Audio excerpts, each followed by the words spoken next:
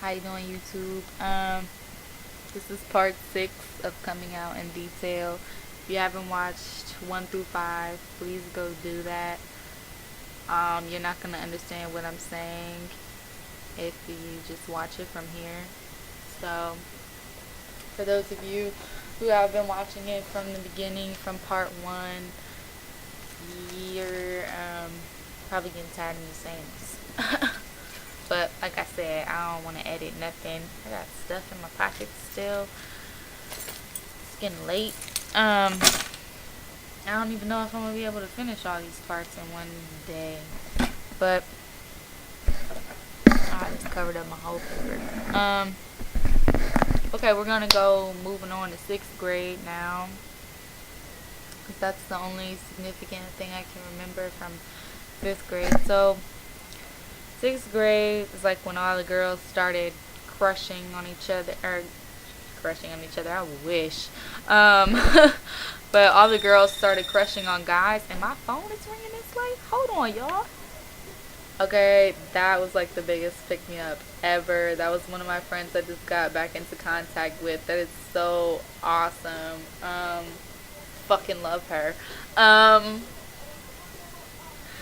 Not like that, no freaky freak stuff, but that is like, I don't know, like, we're just on the same page. Like, we got the same career and the same goals, and we're just not, like, we haven't talked to each other in like 3 years. I'm like, oh my god, we do the same work, we do the same job, like, we're passionate about the same stuff.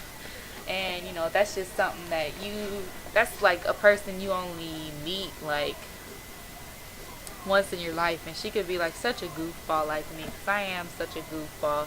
Like, I got my goofy side, I got my mean side, I got my crazy side. Okay, but let's get on with this 6th grade business.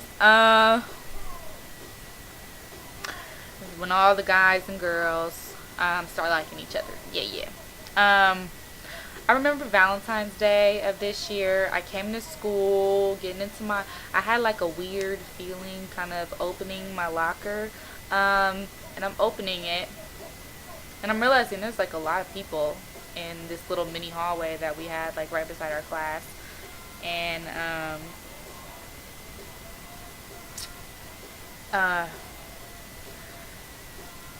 so I open my locker, and there's this bear with like a rose in it, and like a basket with candy in it, you know, not low note that you could just slide through the door, like.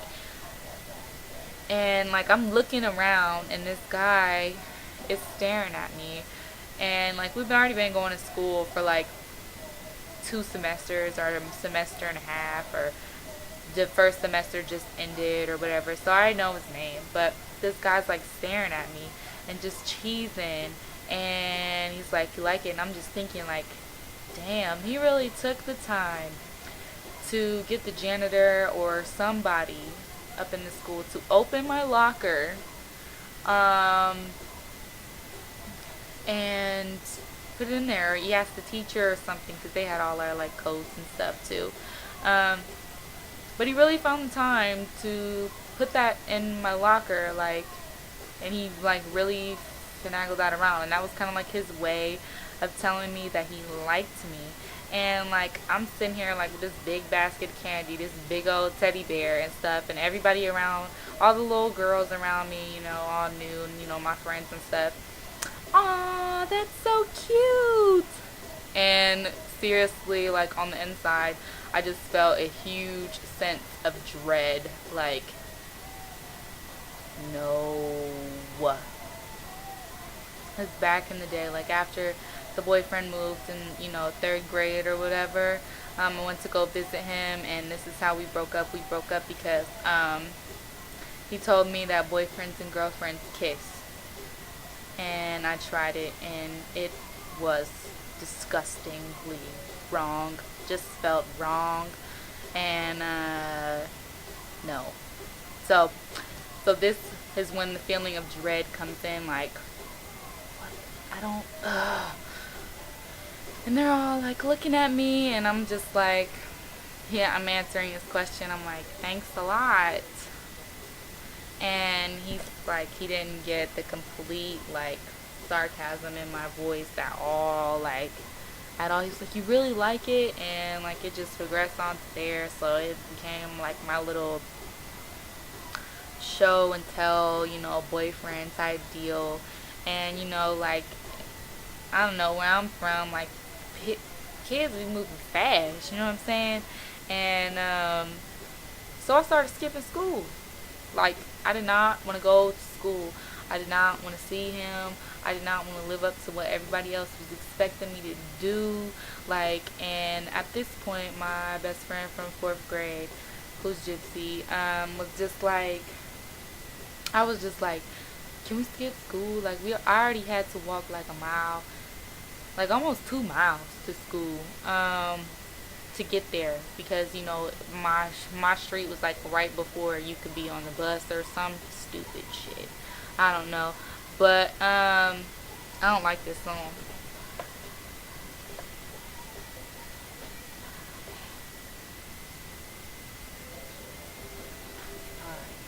Um, but yeah, so we started skipping school and stuff. It got to the point like I would skip like every Monday and Friday just so I would not have to go there the beginning of the week. I was going there 3 days out of the 5 that I was supposed to be there. And my mom had came to school for some kind of reason or whatever, and she was like, "You're skipping school, da da da da da da da." And like again, it got this like big thing because um, well, where I lived didn't have no laws like after so many absences or whatever, but I had like so many absences, and my mom telling me anything didn't like really affect what I was doing. It was when my teacher told me like, you're gonna flunk the 6th grade if you don't come to school, if you don't do your work, like you're gonna flunk. And that was completely unacceptable to me. Like, I really like just came to school. I sucked it up, tried stuff with dude like kissing and stuff, and I was not okay with it. Not at all. Like, and I made it like I was, and I made it like I, liked it or whatever. I don't even know. And it was like at this point where, um,